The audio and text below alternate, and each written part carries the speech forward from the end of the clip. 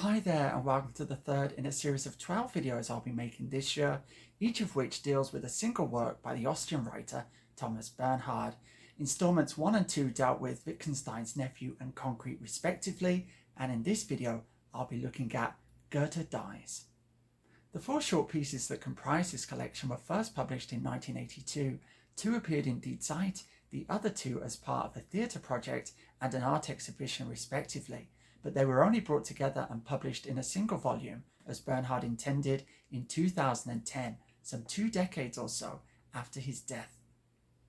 The English translation I read is a hardback published by Seagull Press based in India in 2016, and while the book itself is well produced, the same care sadly did not go into the translation, which is the work of James Rydell.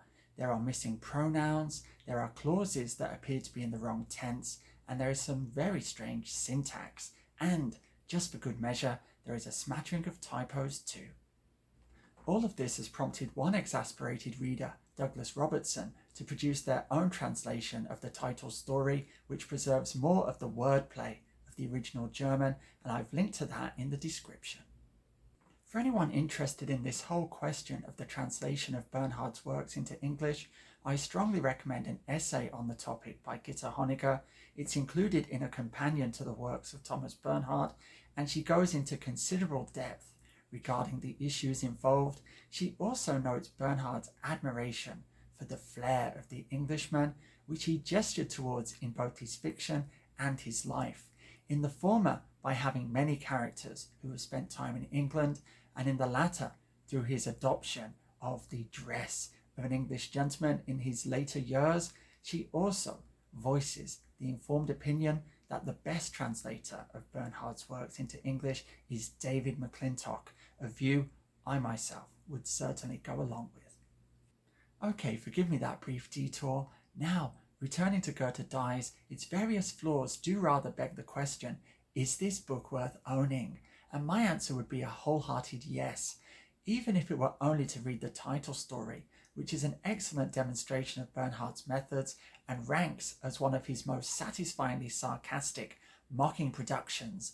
Even the weakest of these pieces, Reunion, still has its moments. So, with that said, let's turn our attention to that title story. Goethe Dies makes extensive use of the indirect reporting one finds throughout Bernhard's work, perhaps most prominently in the line works, and what this technique does is foreground the impossibility of objective truth and the consequent proliferation of competing versions of events. In the case of Goethe Dies, however, we see how this proliferation is concealed through the construction of a unifying myth, a myth analogous to the one which continues to shield Goethe from any radical reassessment of the value of his work, even centuries after his death. And it's this damaging effect which Goethe continues to exercise on the present that so infuriates Bernhard, who makes it his mission to puncture this myth, not only in Goethe Dies, but also in his final novel, Extinction, where he writes this. Goethe's work as a whole is a philosophical truck farm. Goethe never reached the heights in any sphere, I said. He never rose above the mediocre in anything he attempted. He isn't the greatest lyric poet, he isn't the greatest prose writer, and to compare his plays to Shakespeare's is like comparing a stunted dachshund from the Frankfurt suburbs with a tall Pyrenean mountain dog. Take Faust, I said. What megalomania! A totally unsuccessful experiment by a megalomaniac whose ambition went to his head and who imagined that this head could encompass the world. Goethe, the Frankfurter with big ideas who moved to Weimar. The megalomaniac patrician in the world of women. Goethe, who turned the German heads and made fools of them, and had them on his conscience for 150 years. Goethe is the gravedigger of the German mind, I told Gambetti. This is a simple ad hominem, though the original German contains lots of wordplay the translation fails to capture, but in Goethe Dies, Bernhard's attack is far more ingenious, as the dying Goethe is placed at the centre of the action and must lie there helplessly as Bernhard crafts his own myth of the great writer's final days, a truly preposterous account that features Goethe demanding that Ludwig Wittgenstein, the Austrian philosopher who hadn't even been born at the time of Goethe's death, be summoned from England for an interview. One of Goethe's assistants is duly dispatched on this impossible errand, and upon arrival at his destination is informed that Wittgenstein passed away the day before. Back in Germany, as Goethe awaits news of Wittgenstein, Bernhard turns him into a ventriloquist doll, filling his mouth with self-recriminations that confirm Bernhard's own damning assessment of his work and legacy. He, Goethe, thus said Riemer, had ruined the National Theatre, and Goethe allegedly said that he, Goethe, had absolutely run German theatre into the ground, but people will still come to it for the next 200 years. What I have penned is undoubtedly the greatest, but I have also crippled German literature for a couple of centuries. I was, my dear man, as Goethe allegedly said to Riemer, a crippler of German literature. They have all landed on the birdlime of my Faust. In the end, everything, even as great as it is, has only been an emission of my innermost feelings, a fraction of them all, as Riemer related, but in none of them was I the highest of all. Riemer believed that Goethe was speaking of someone else altogether, not about himself. Then he said to Riemer, therefore I have played an optical illusion on the German people, who are suited to this like no other, and to such a degree he allegedly shouted, the genius. Solemnly, and with a lowered head, Goethe allegedly contemplated the portrait of Schiller on his nightstand and said, I destroyed him with all my might. I deliberately destroyed him, made him sick first and then destroyed him.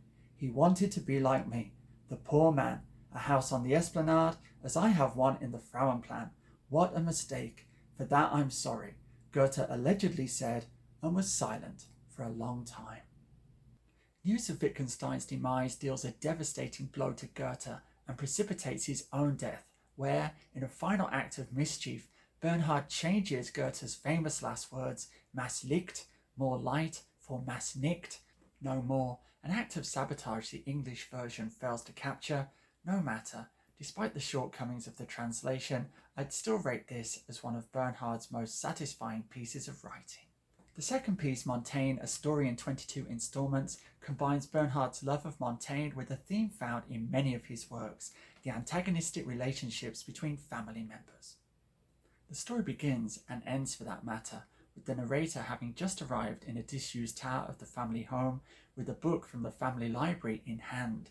Selected at random, this turns out to be a volume of Montaigne, and what follows is a rumination on the consolation of philosophy in the face of dysfunctional family relationships.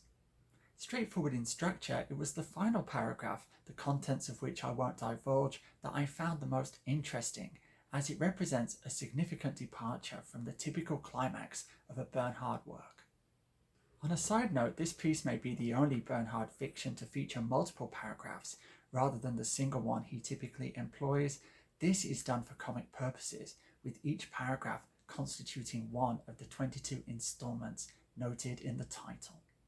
The third piece, Reunion, also focuses on dysfunctional family relationships and takes the form of a one-sided conversation between two lifelong friends out walking, with the speaker complaining about how both men's parents set about destroying their existence, with one particular form of torture being their repeated insistence on family outings to the Alps in search of a peace and quiet which their own noisy presence always precluded.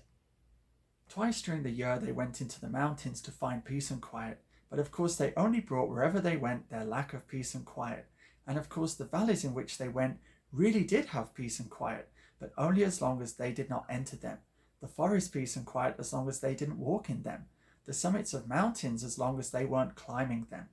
The mountain cabins which they frequented naturally had peace and quiet as long as my parents did not frequent them, I said. Ultimately, the most peaceful and quiet place was also our homes when our parents were away, naturally, I said. People like our parents never find peace and quiet, I said, because they themselves are the absence of peace and quiet. And this absence of peace and quiet is everywhere they are and everywhere they go. They seek peace and quiet, but they never find it naturally, because they are the absence of peace and quiet. They set out to find a restful place, and by their very appearance, transform a restful place into a restless one, the most restful into the most restless. But here is peace and quiet, they say, and look around themselves, and it is in truth an unquiet place, because they have stepped in it. There are some good moments in this piece. It's truly funny. The parents are absolutely ghastly and rather eccentric, hiking up the Alps with a trumpet and a zither. However, the opening pages are rather weak, and there is a twist at the end that felt very much like an afterthought. The final piece, Going Up in Flames, a travelogue to an erstwhile friend, picks up on another of Bernhard's most popular themes, his pathological hatred of Austria. It's presented as a letter to a friend with whom the narrator has long since broken off contact, but who he thinks may be interested in a dream he has had of Austrian cities engulfed in flames.